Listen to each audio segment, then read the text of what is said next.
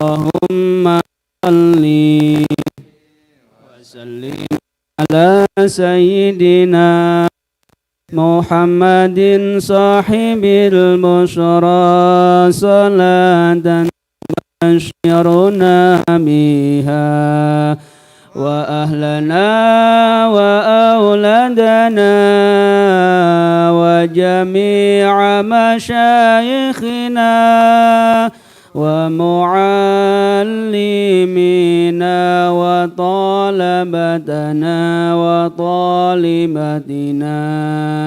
من يومنا هذا إلى يوم الآخرة. اللهم صل وسلم على سيدنا محمد صاحب البشرى صلاة تبشرنا بها وأهلنا وأولادنا وجميع مشايخنا ومعلمينا وطالبنا وطالبتنا يومنا هذا إلى يوم الآخرة.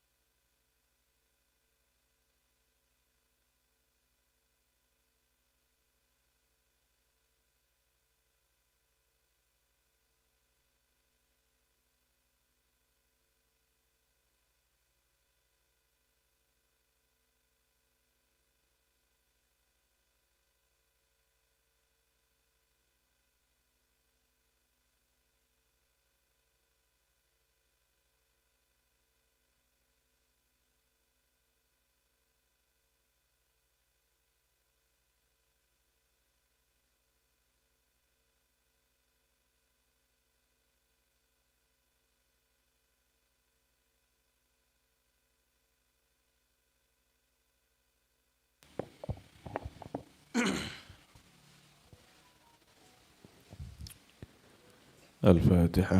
أعوذ بالله من الشيطان الرجيم.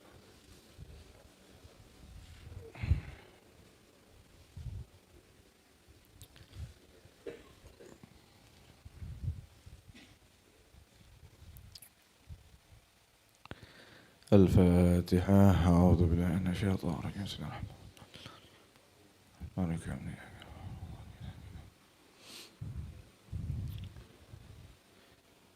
Fikih terakhir di mana? Sampai mana? Hah?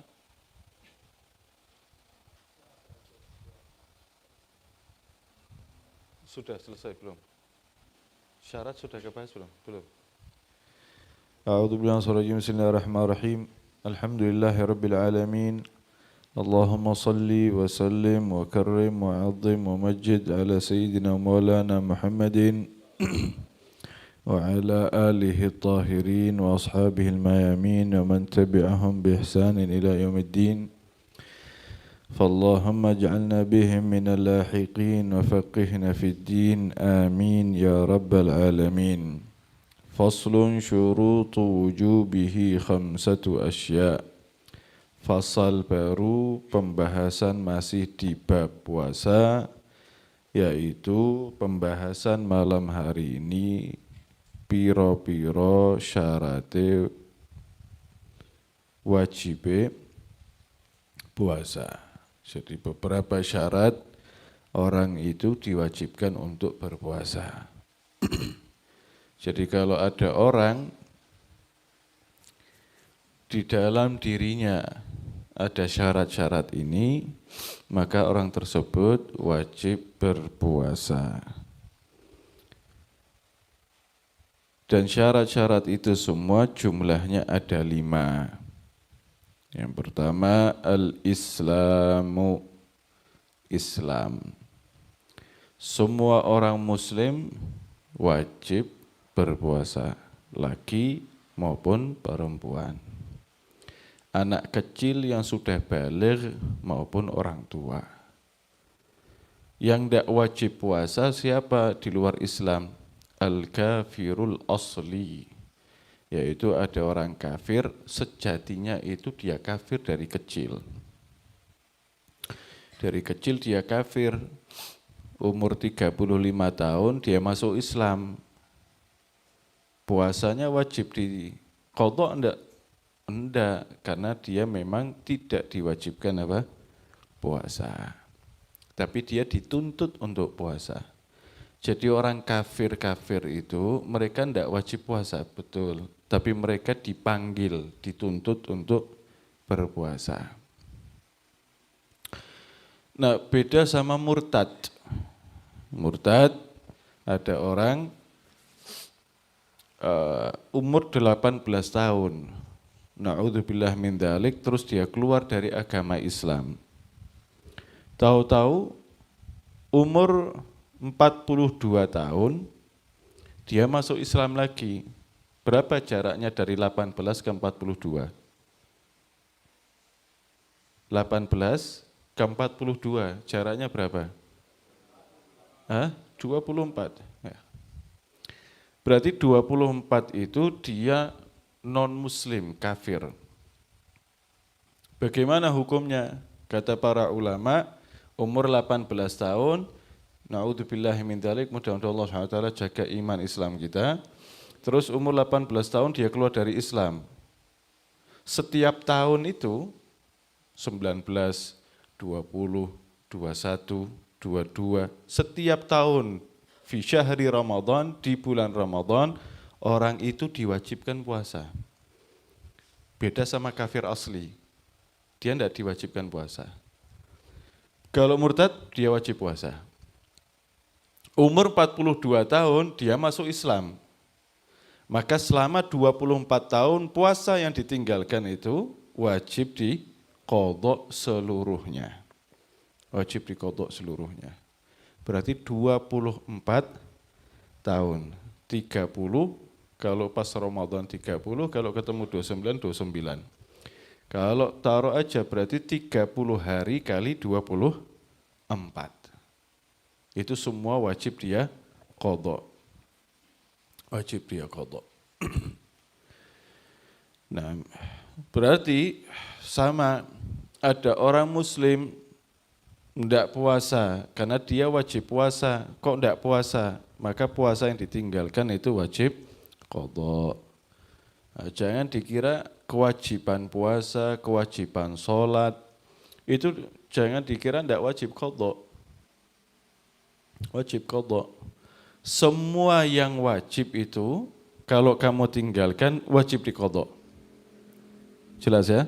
Semua yang wajib terus kamu tinggalkan itu wajib qadha. Tapi semua ada caranya.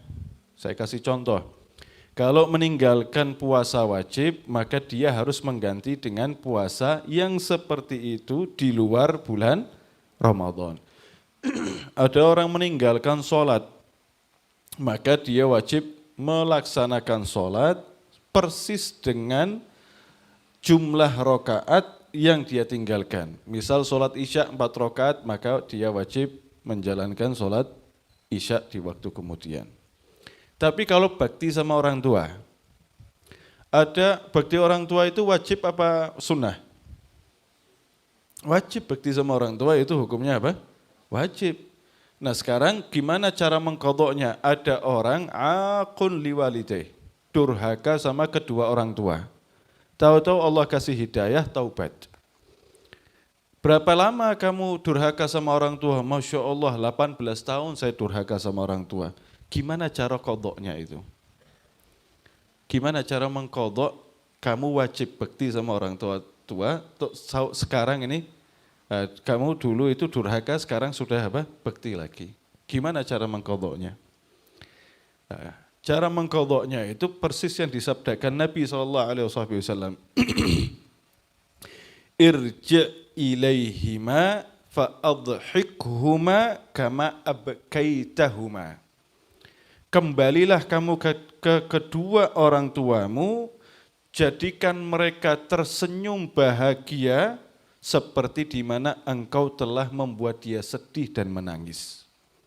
Artinya ketika kamu durhaka sama orang tua, kamu berbaktilah sama orang tua sampai mereka lupa sama durhakamu. Paham betul? Jadi nek arep bakti karo wong tua aja tanggung-tanggung, bakti sisan-sisan. Sampai mereka itu lupa kalau kamu pernah durhaka. Paham betul? Nah hal-hal semacam itu yang wajib-wajib itu semua wajib diqadha, tapi semua ada caranya masing-masing. Nah, jadi yang pertama Islam, yang kedua taklifun mukallaf. Kalau ada orang Islam tapi belum mukallaf, ya, belum apa? Mukallaf, belum akil sama baligh, maka orang itu tidak wajib apa? Puasa. Tapi ada orang Islam, akil baligh, berarti sudah mukallaf, maka orang itu wajib berpuasa.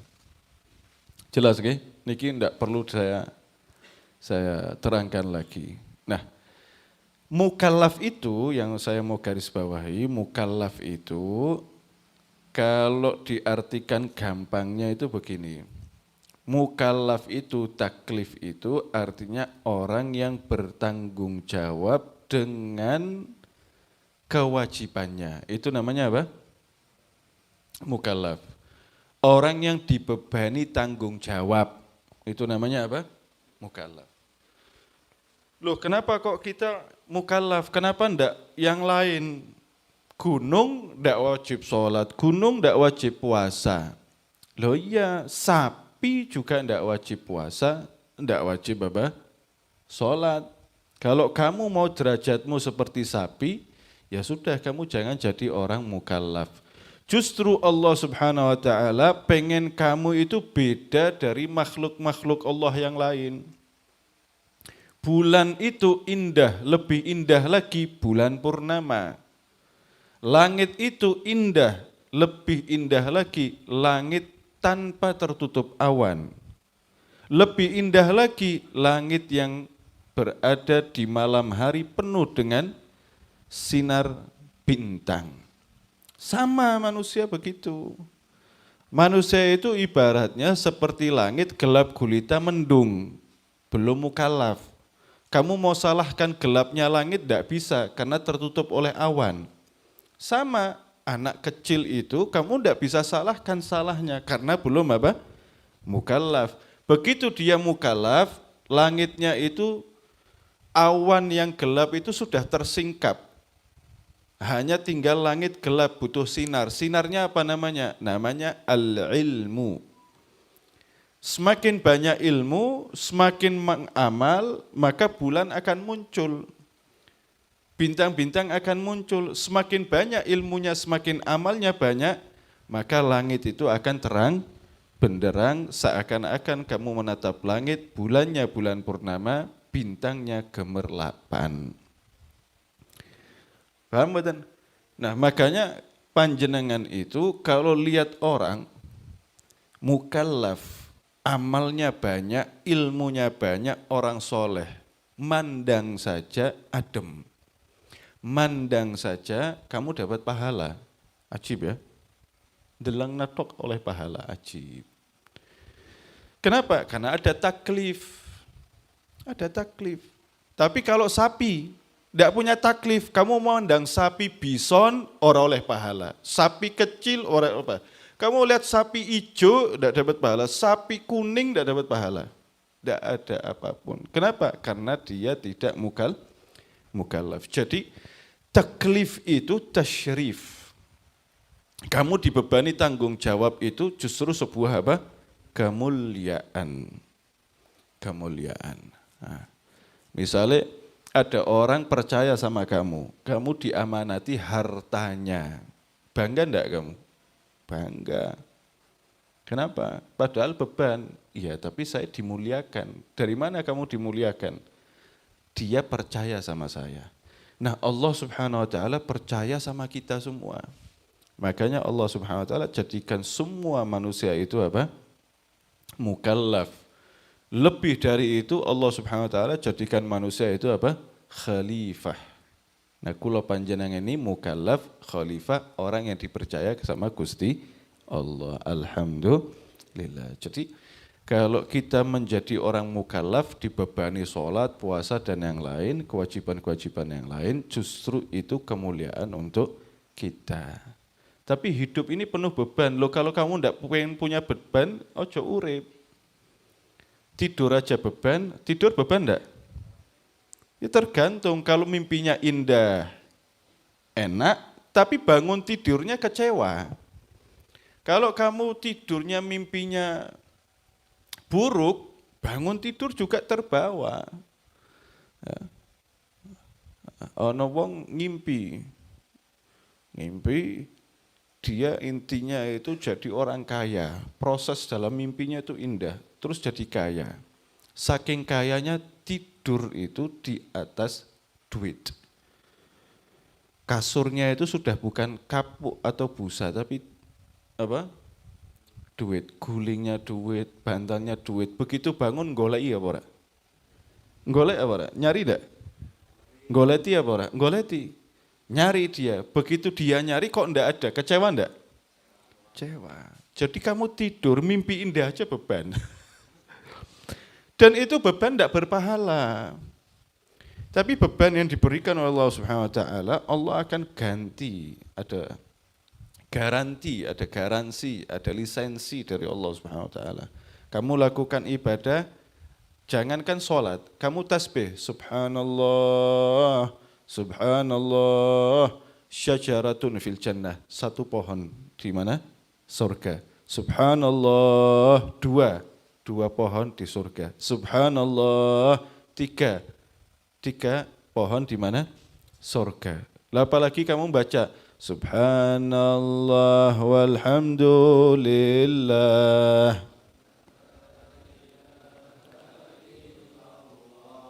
Subhanallah walhamdulillah. Kamu mensucikan Allah, subhanallah, Allah maha suci, berarti kamu kenal sama Allah. Allah itu maha suci. Karena kamu kenal Allah maha suci, Allah anugerahkan kepadamu ma'rifah kepada Allah, kamu lalu apa? Bertahmid, memuji Allah, bersyukur sama Allah. Setelah kamu bersyukur, kamu kembali lagi ke Allah, tiada Tuhan yang patut dituhankan, disembah kecuali Allah Subhanahu wa ta'ala. Apalagi ditambahi Allahu Akbar. Itu sudah bukan pohon lagi, taman itu kamu dapatnya. Sama tukang kebunnya enggak? Sama tukang kebunnya. Sama alat-alatnya enggak? Sama alat-alatnya. Aman-aman. Tukang kebunnya orang main-main, malaikatnya Gusti Allah. Kamu ngimpi apa? Tukang kebunmu apa? Malaikatnya Gusti Allah. Selir kamu itu, istri kamu nanti, selir kamu itu bidadari. Apa? Bidadari. Ngimpi apa? Kamu tidur sebelah kamu ada bidadari, ditambah, ini yang paling menarik, tambahan yang paling menarik ini. Apa? Bojomu ora cemburu. Bojomu apa? Ora cemburu. Nanti kan pada pengen kawin maning tapi kan ora wani ya asline. Bukan takut karena ekonomi, kan takut istri. Kenapa begitu? Istri marah. Tapi kalau di surga Allah cabut rasa cemburu. Rasa cemburu Allah cabut. Ajib. Kenapa kok kamu dapatkan itu semua? Karena kamu mukallaf. Karena kamu apa? Mukallaf. Lah kalau perempuan gimana? Mosok curang. Laki-laki dapat bidadari, masa laki-laki tidak dapat apa? Bidadara. Nah, bidadara itu suamimu sendiri. Bidadara apa? Suamimu sendiri. Kemarin-kemarin ada salah satu perempuan nanya, nanti kalau masuk surga bisa enggak ganti suami? Kayaknya lagi marah sama suaminya. Bisa enggak ganti suami? Kira-kira bisa enggak? Kan surga itu apa yang kamu pengen Allah kasih, benar enggak? Kalau istrimu pengen ganti suami, dikasih enggak sama Allah? Dikasih enggak? Hah? Dikasih? Yakin ente? Gantinya sopo? Kamu enggak minta, itu perempuan enggak minta, Allah sudah ganti. Allah sudah ganti. Kamu juga, Allah istrimu bakal diganti. Diganti dengan apa? Diganti umurnya. Diganti kecantikannya, gantengnya, bersihnya, wanginya, warna kulitnya, cara senyumnya, cara bicaranya, cara duduknya, cara tidurnya, cara melayani, cara merayu, semua ini Allah Subhanahu wa taala apa? Ganti. Tahu enggak? Tidak ada wajah kayak kita ini sekarang nih, wajah kita ini di surga tidak ada, orang laku. Kenapa kita kalau mau masuk surga itu dimasukkan telaga Kautsar dulu, minum dari telaga Kautsar untuk merubah semuanya ini. Dari aliran darah, nabdul qalb wa nabdur ruh, detak jantung itu mompa, darah itu semua berubah, semua ini berubah. Hah? Dan ini dulu ulama nyebutkan orang itu ketika dia mau masuk surga minum dari haud, telaga dulu minum. Kenapa kok minum? Untuk membersihkan dirinya, merubah kulitnya, merubah alisnya, merubah hidungnya, merubah bibirnya, merubah janggutnya, semua Allah rubah. Jadi indah. Dulu 100 tahun, 200 tahun yang lalu mereka hanya mengimani, tapi mereka tidak bisa logikakan itu. Merasiokan itu tidak bisa. Sekarang bisa. Kamu kalau ke tempat kecantikan itu, klinik-klinik kecantikan itu diinfus whitening namanya. Isinya macam-macam, buh salep putih, buh kaporit, buh cat putih, orang paham lah. Itu aliran darah. Kamu diinfus aliran darah, disuntik dari aliran darah. Tugas jantung itu mompa, begitu dipompa nyebar. Pompa lagi, nyebar. Pompa lagi, nyebar. Terus begitu. Lama-lama yang berubah itu bukan aliran darah lagi, tapi kulitmu yang berubah.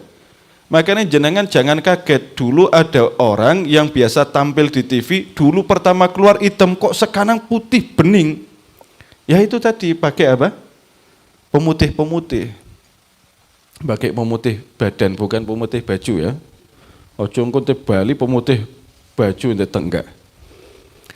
Sama itu telaga itu nanti begitu. Begitu kamu minum, dia masuk di organ tubuhmu, berubah menjadi darah, nabdul qalb.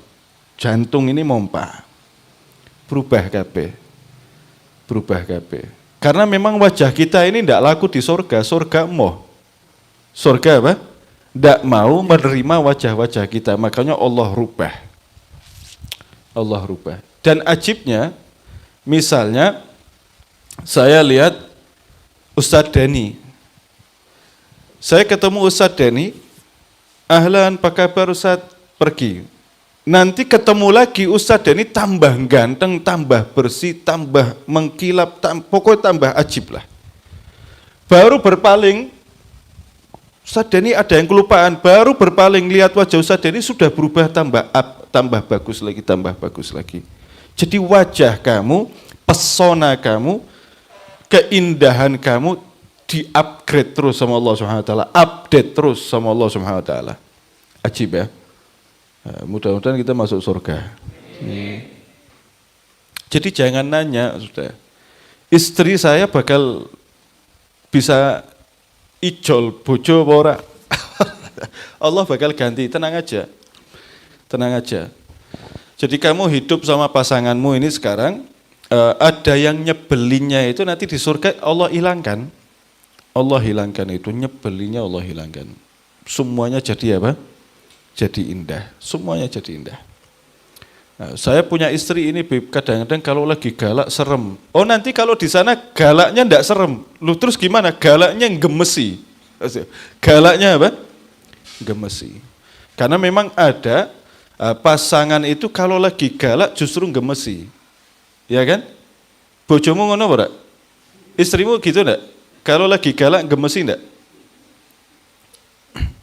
Iya aja, jare cinta. Kok malah demeneng. Iya aja. Nah, taklif itu yang perlu saya garis bawahi itu maksudnya kamu lagi dimuliakan Gusti Allah. Jadi kamu dibebani tapi kamu dibayar sama Allah. Apa dibayarnya? Dibayarnya kenikmatan. Kamu sholat sama ndak sholat beda ketenangan. Kamu sholat pakai khusyuk sama ndak pakai khusyuk beda ketenangan. Kamu sholat dengan khusyuk, mindsetmu berubah. Kamu mengagungkan Allah, lebih dekat sama Allah, cara berpikirmu berubah. Kesedihan makin hilang.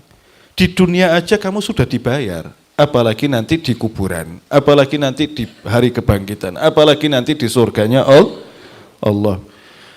Tapi saya pendosa, Bib. Saya sholat, tapi saya banyak dosa. Jangan khawatir, Allah bayar lewat kanjeng Nabi Muhammad, yaitu syafaatnya kanjeng Nabi Muhammad SAW yang dinamakan asy-syafa'atul uzma.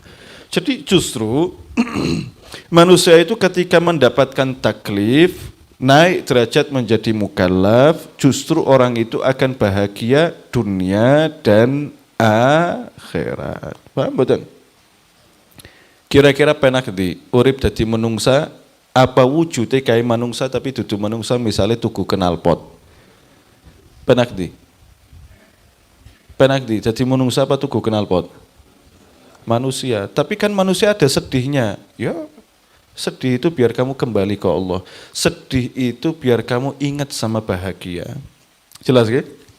Nah, walhasil yang pertama Islam wajib puasa, taklif wajib puasa, ketika syarat wajib al-itaqah. Itaqatun. Itaqah itu mampu. Itaqah itu apa? Mampu. Mampu ada hissan, ada syar'an. Mampu hissan itu secara fisik. Contohnya orang tidak mampu secara fisik siapa? Tua renta, para jompo, para manula. Kalau suruh puasa sudah tidak kuat. Ya? Kalau suruh puasa sudah tidak kuat. Maka mereka ketika tidak puasa boleh tidak? Boleh, tapi satu hari per harinya itu wajib mengeluarkan apa? Fidyah. Lalu yang syar'an, tidak mampu syar'an itu khusus untuk perempuan. Haid, nifas, itu namanya tidak mampu secara syariat. Nek lanang Tidak punya haid, tidak punya apa? Nifas. Tapi kan saya sudah berjanji Habib sama istri saya. Pokoknya pasangan sehidup semati. Jadi kalau istri saya haid tidak puasa ya saya nemeni. Ya wis ora apa-apa, mudah-mudahan ente haid karo nifas. Syukur-syukur hamil sisan ora apa-apa. Nah, gimana ya kalau laki-laki hamil kayak apa lucunya ya. Nah. Tapi nek laki-laki ngidam banyak enggak? Banyak. Saya punya anak pertama, 2, 3. Istri saya yang hamil, saya yang ngidam. Saya ngidam. Apalagi anak pertama, ngidamnya luar biasa. Saya ngidam sama salah satu makanan gurih, enggak perlu saya sebut nama makanannya. Itu kalau terbayang makanannya, atau ada orang jualan makanan tersebut, atau ada orang nyebut nama makanannya itu benar-benar ngiler. Benar-benar satu mulut itu penuh dengan apa? Air liur. Nah istri saya itu kadang ngeledek. Kak mau makan ini enggak? Itu langsung itu. Dan itu enggak pakai AIU, langsung ambil jaket keluar beli itu. Nah. Tapi itu artinya kebahagiaan bisa kita bagi. Kebahagiaan bisa kita bagi. Tapi meninggalkan ibadah tidak pernah bisa kita bagi. Misalnya kamu ahli sholat, istrimu tidak ahli sholat, terus kamu ikut istrimu, salah besar. Mestinya dibalik, kamu ahli sholat, istrimu digandeng untuk jadi ahli sholat. Istri ahli sholat, suami tidak ahli sholat, terus istri bilang, imam saya aja tidak sholat, saya makmum masa rajin sholat. Enggak, mindsetnya enggak begitu, dibalik. Istri ahli sholat, tarik pelan-pelan suamimu untuk jadi imam sholat. Paham gak? Lalu yang keempat, wasihhatun, yaitu sehat. Jadi kalau ada orang sakit, sakitnya parah, kalau puasa nambah parah, atau kalau puasa dia tidak bisa mengkonsumsi obat yang apabila ditunda waktu minum obatnya, maka sakitnya tambah parah, maka orang tersebut boleh tidak berpuasa.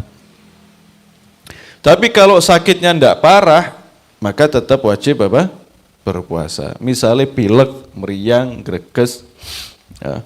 Itu minum obat, tapi saya harus minum obat. Iya kamu minum obat, tapi bisa dijadwalkan. Makanya kalau bulan puasa dokter itu ngasih obat itu jamnya itu bukan jam puasa. Waktu sahur, pada maghrib sebelum tidur. Ya enggak? Tapi kalau dokter, apalagi spesialis mengatakan orang ini wajib minum obat jam sekian, jam sekian, jam sekian. Karena minum obatnya bukan pakai hitungan jam. Harus jam sekian, bukan. Tapi per jam, per 4 jam, per 5 jam, per 2 jam dia harus konsumsi. Kalau enggak, penyakitnya naik. Penyakitnya nambah.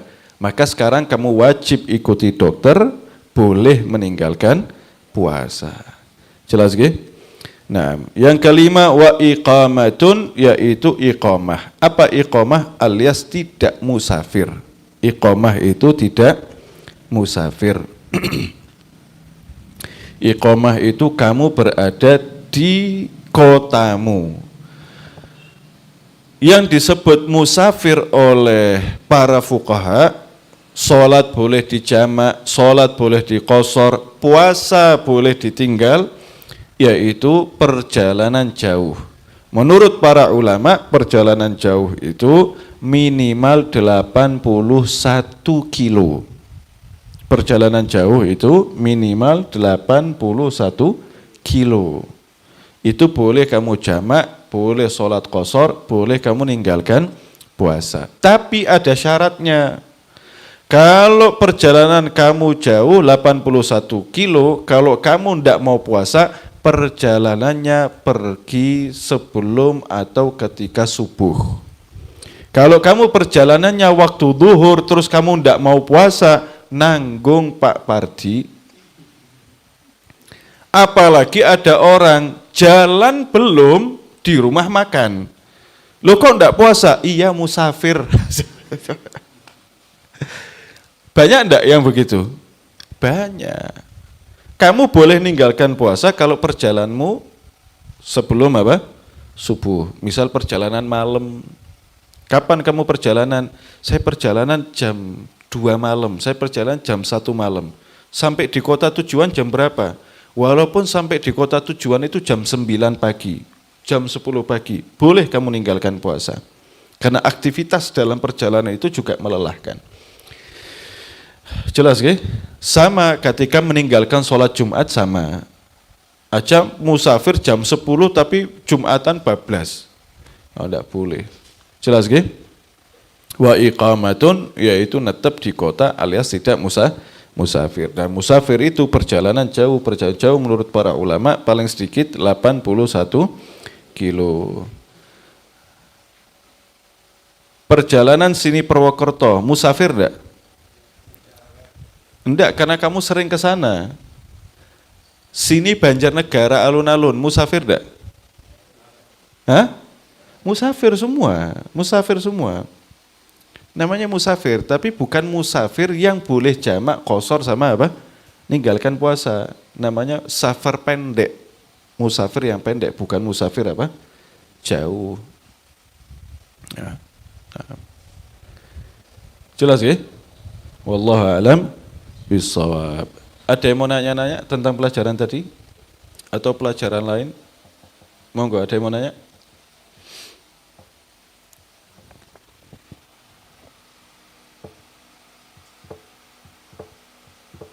Ada yang mau nanya enggak? Ustaz Hamid? Apa enggak?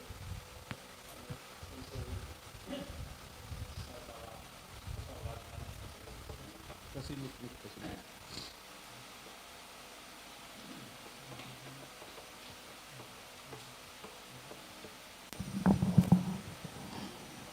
Apunten pribadi tanglet kula nate ngimami sekali tapi kesupen nggih.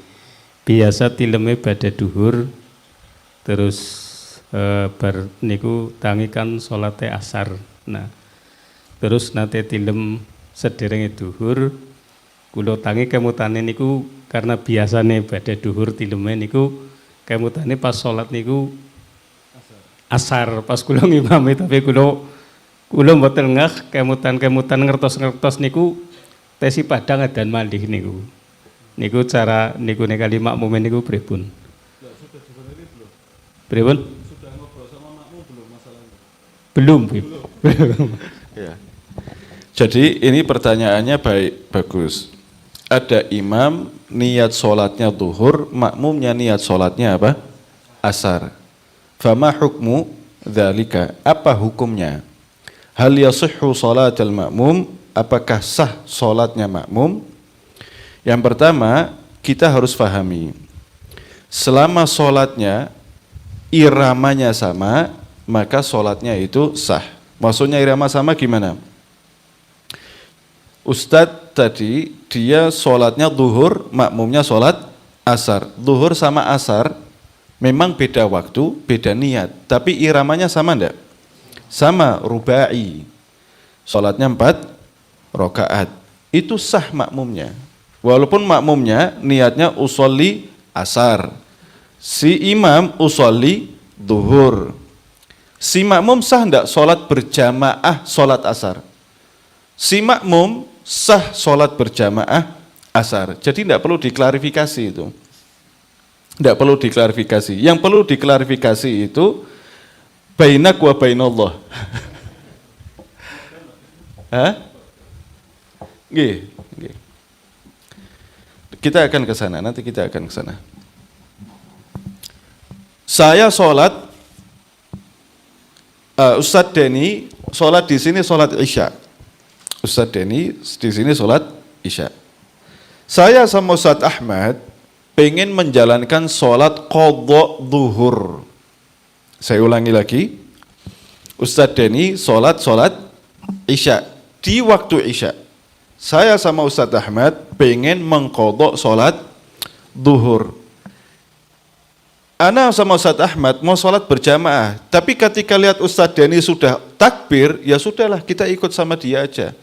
Sah enggak sholatnya saya sama sholatnya Ustaz Ahmad? Sah enggak mboten? Sah. Sah. Sholat duhur saya sah, sah. Dapat pahala berjamaah, dapat pahala berjamaah. Qadoknya sah, qadoknya sah. Paham mboten? Kecuali saya mau sholat isya tapi ngerentek dalam hati duhur, lah itu yang tidak sah. Paham betul? Itu yang tidak sah. Hati ngomong usolli fardal isya arba'a rakaat ila akhirih. Lisan sebelum takbiratul ihram kan sunnah ngucap niat pakai lisan sebelum takbiratul ihram. Lisan ngomong usolli fardal asri arba'a rakaatin ila akhirih. Allah, waktu takbir tetap isya. Mana yang dipakai? Yang sebelum sholat apa waktu takbiratul ihram? Takbiratul ihram. Paham betul? Nah, kalau saya ulangi lagi, kalau saya makmum sama Ustaz Dani, niatnya isya tapi keselempit dalam hati asar, maka saya wajib ngulangi sholat isya. Terus sholat 4 rakaat yang asar tadi jadinya gimana? Allah gantikan sebagai qadha sholat asar apabila orang tersebut pernah ninggalkan sholat asar. Kalau orang itu belum pernah ninggalkan sholat asar, maka sholat asar itu dicarikan sholat asarmu itu yang paling jelek diganti sama itu. Paham betul?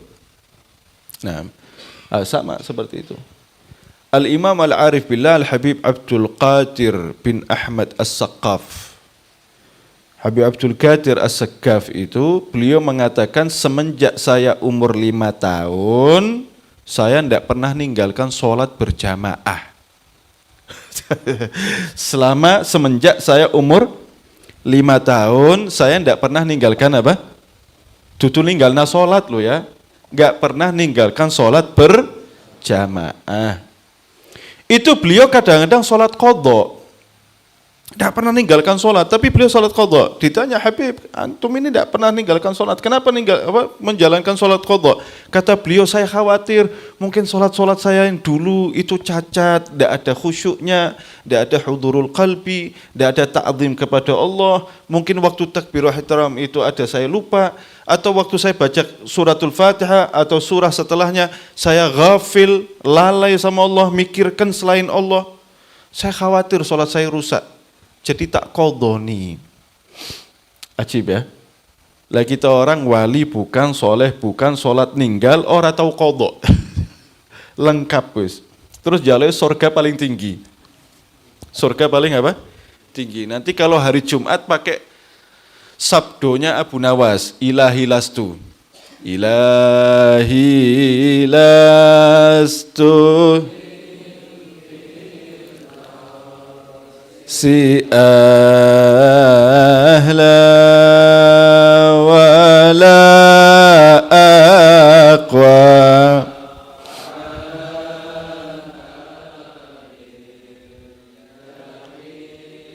Duhai Gusti Allah, nyong anggar mlebu ning swarga babar blas ora pantas. Nyong ngerti awake dhewe Gusti, temenan saestu nyong mlebet surga ora pantes. Tapi Gusti anggar nyong mlebet neraka, nyong ki dhaif. Ora mampu anggar mlebet ning neraka, ora kuat Gusti. Ini omongan orang yang tobatnya sudah puncak. Terus ibadahnya sudah ada di puncak, kekhusyuannya sudah di puncak, itu ngomong seperti itu. Lah kita tobat ora tahu, ninggal sholat isih jalan, qadha ora tahu, dong sholat males, waktune paling akhir terus nganggo omongannya apa? Ilahi lastu, kan lucu. Ki malaikat dong ente maca ilahi lastu, jare malaikat ki menungsa apa sih? Paham dan? Jadi sholat qadha itu penting. Nah, kalau seandainya ada yang terselip salah niat, maka Allah Subhanahu wa taala akan catat sholat itu menjadi sholat apa? Qadha. Jelas mboten? Insyaallah. Jelas Ustaz Ahmad? Nah, ada yang lain mau nanya? Ada yang lain enggak? Soalnya majelis sudah mau kita tutup ini. Majelis sudah mau saya tutup karena tadi itu banyak anak-anak majelis yang bantu di rumah Umi pindahan. Nah, saya lihat sudah pada lemes-lemes, ada lagi yang sudah tidur tadi. Kita akan tutup takriman lahum, memuliakan mereka karena mereka sudah muliakan saya punya Umi. Malam ini kita akan muliakan mereka. Nah, ada lagi yang mau nanya enggak? Enggak ada? Ada yang mau nanya? Enggak ada. Anda harus takon apa, Rafa? Langsung aja dari situ, sudah stop, langsung dari situ. Wes ngomong.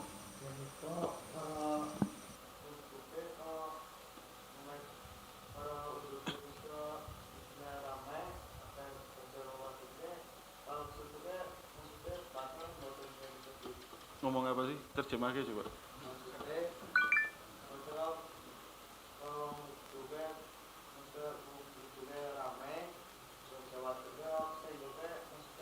Oh, ini pertanyaan bagus ini. Masya Allah, matur nuwun.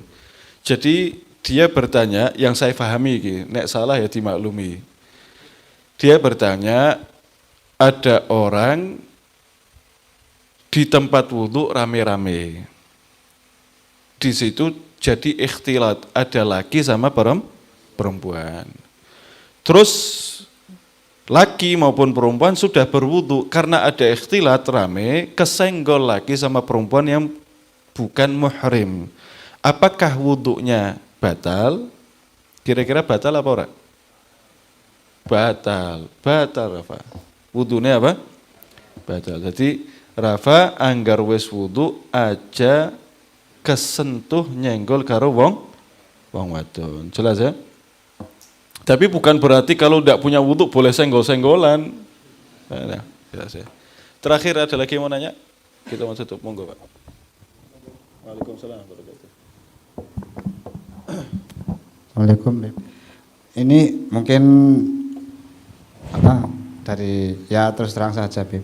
Misalnya kan dulunya kita kan masih kecil atau masih muda gitulah, tapi ya sudah balik gitu Bib, ya SMP gitu. Dan dulu mungkin kan kita sering kalau bermain sama anak-anak itu suka mencuri mangga atau rambutan atau apa gitu Bib. Lah kita kan sekarang mungkin sadar gitu ya, tobat lah, udah pengen ya tobat lah gitu Bib. Apakah kita juga harus bilang sama yang dulu yang punya mangga yang dicuri, kita misalnya kita harus bilang gitu Bib sama dia bahwa dulu saya pernah mencuri mangga saudara gitu. Itu gimana Bib? Kan itu ya kan tanggung jawab juga Bib sama Allah sama juga manusia gitu Bib. Makasih Bib. Matur nuwun. Ini pertanyaan terbaik ini.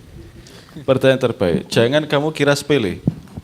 Memang kelihatannya sepele, tapi azim indallah. Berat di sisi Allah. Dulu Abu Yazid Al-Bustami ini tak ceritani apa maning mangga, apa maning ente mangan wareg ning wit terus mudun gawa maning. Ya, dulu mangga, jambu kluthuk, wa amsalih dan lain-lain. Jadi dulu itu Abu Yazid Al-Bustami radhiyallahu anhu warḍah, itu beliau pernah bermimpi ketemu sama orang soleh. Bertemu sama orang soleh, garis bawah ini. Lalu Imam Abu Yazid Al-Bustami nanya, ma fa'ala bikallah? Allah Subhanahu wa taala aweh apa buat kamu? Kamu diberi apa sama Allah? Kamu digimanakan sama Allah? Dia bilang, saya disiksa sama malaikatnya Allah di kuburan. Kata Abu Yazid Al-Bustami, kamu ini orang soleh, wafatmu husnul khatimah, kok bisa kamu disiksa? Kata beliau, iya, dulu Allah kasih saya rezeki. Zaman dulu makan daging itu agak susah. Allah kasih rezeki, saya bisa makan daging sama keluarga.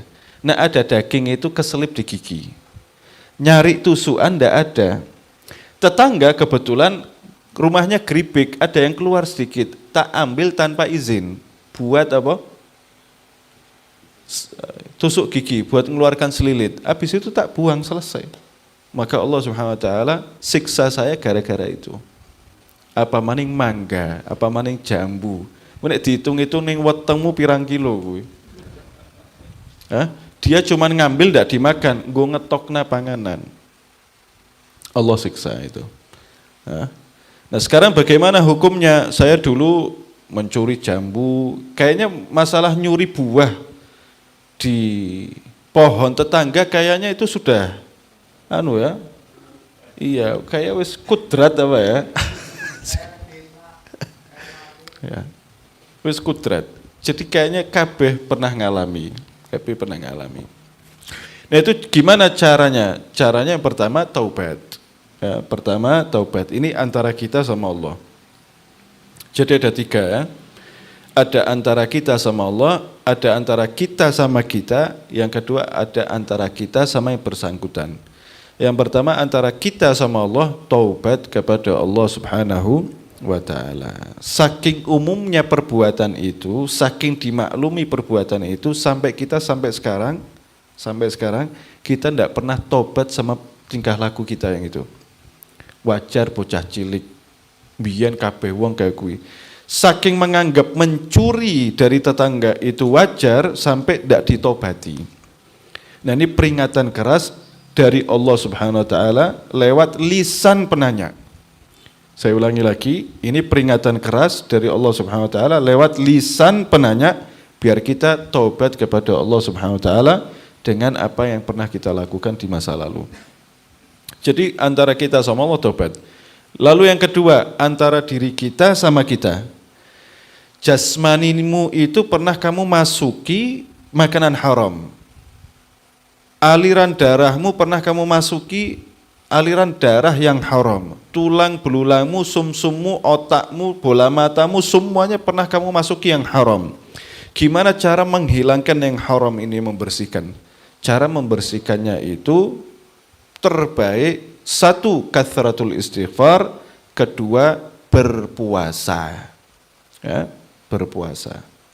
Lalu yang ketiga, antara kita sama yang bersangkutan. Bagaimana? Kalau yang bersangkutan masih hidup, maka datangi, ngomong baik-baik, minta maaf, syukur-syukur bisa nggawa duit dibayar. Jumlahnya berapa? Seingat saya 10. Tapi saya khawatir barangkali lebih, tak bayar 20. Nah nanti tetangga biasanya ngomong, ora usah mas lah digawa, ora dimaklumi, ya kantongi lagi tidak apa-apa. Yang penting minta maaf. Tapi kalau diterima gimana? Ya bayar, mau dipangan orang bayar. Ya. Orangnya sudah meninggal, ahli warisnya ada enggak? Ahli warisnya kalau ada, cari yang paling tua, yang paling bijak. Bukan umurnya tua, tapi maksudnya yang paling tua itu yang paling bijak di antara mereka yang bisa mengkoordinasi kepada yang lain. Datangi mereka, ajak ngomong, bayar. Oh saya dulu pernah hidup di Kalimantan, Bib. Waktu kecil saya suka nyolong di Kalimantan. Sekarang saya mau hubungi siapa? Rumahnya, saya enggak lupa. Kalau begitu kamu sedekah atas nama dia. Saya lupa namanya, pokoknya ya Allah saya sedekah atas nama yang dulu buahnya tak colong. Tekan, orang bakal orang tekan. Orang mungkin orang tekan. Paham betul? Jadi kalau kamu masih bisa minta maaf, tanggung jawab bayar. Dia mau nerima syukur, tidak mau nerima alhamdulillah. Kalau memang tidak bisa kita gapai, maka sedekah dengan jumlah yang kamu ambil. Misal zaman ngitungnya hartanya sekarang ya, jangan ngitung zaman dulu. Kira-kira dulu itu yang saya makan mangga jumlahnya itu 15. Maka 15 kalau dihitung sekarang berapa kilo itu? 1 kilonya berapa harganya? Dengan uang seharga itu kamu apa? Sedekah atas nama orang yang kamu curi barangnya. Jelas mboten? Insyaallah. Paham nggih? Nah.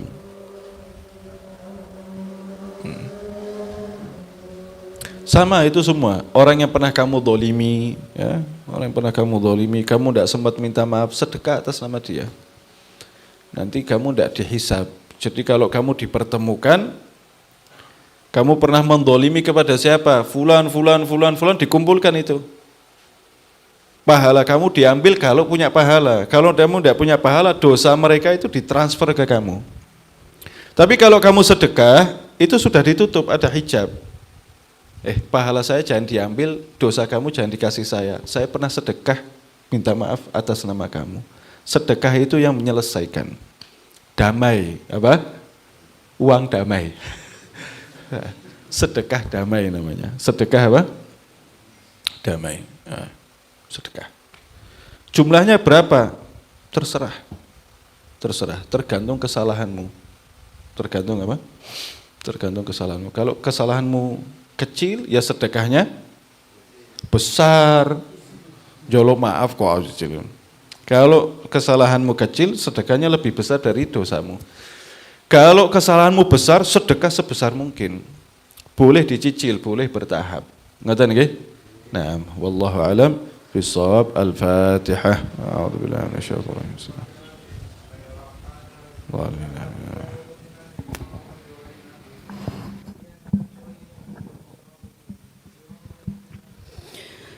إلهي بجاه الأنبياء والملائكة وبالأولياء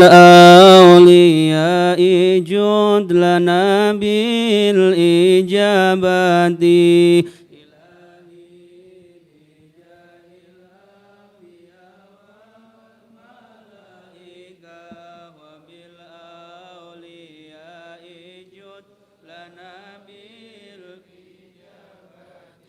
إلهي توسلنا بقرآنك الكريم تنوير بشيرتي وسمعي ومقلتي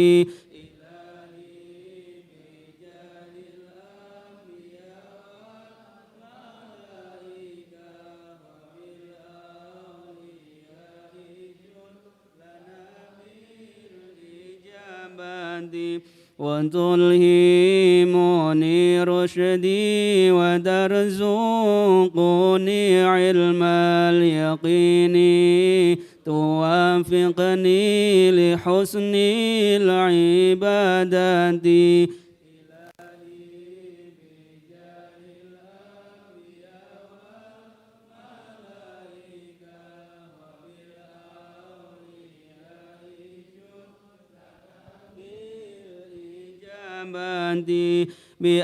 بأسمائك الحسنى تجود بتوبتي نصوح تغفر لي ذنوبي وزلتي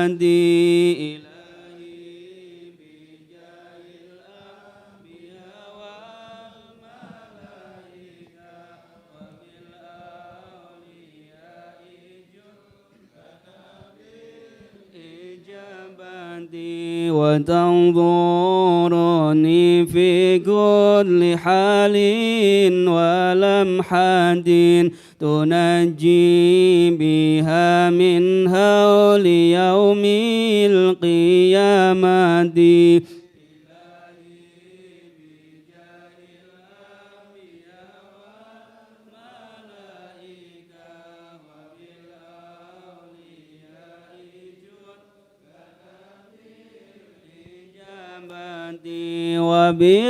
وبالمصطفى الرسول تشرح لي صدري تيسر لي أمري وتكشف كربتي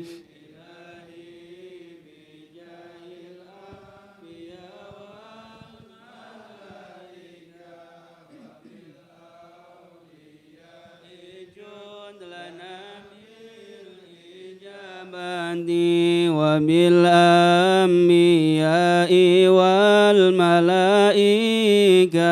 الكرام تحقق بالتقوى وإدراك غاياتي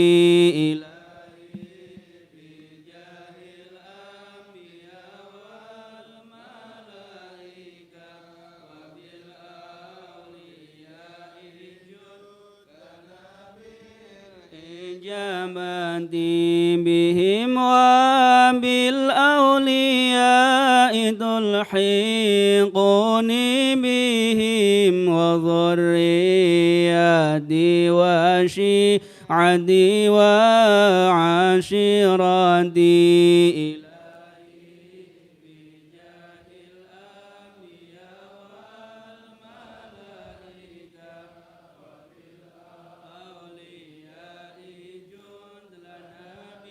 الإجابة وتشريف عني كل شر بحقهم وشر لذي شر من إنس وجنات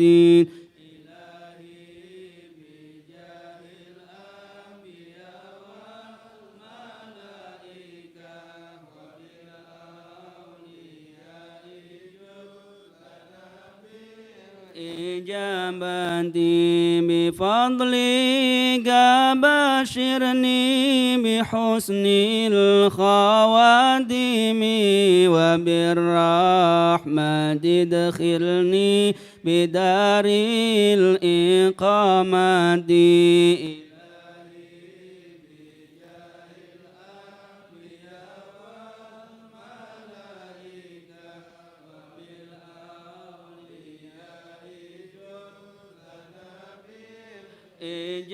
إجابتي عليهم من المولى صلاة وتسليم ورضوان استجب إلهي مناجاتي إلهي بجاه الأنبياء والملائكة وبالأولياء جد لنا بالإجابة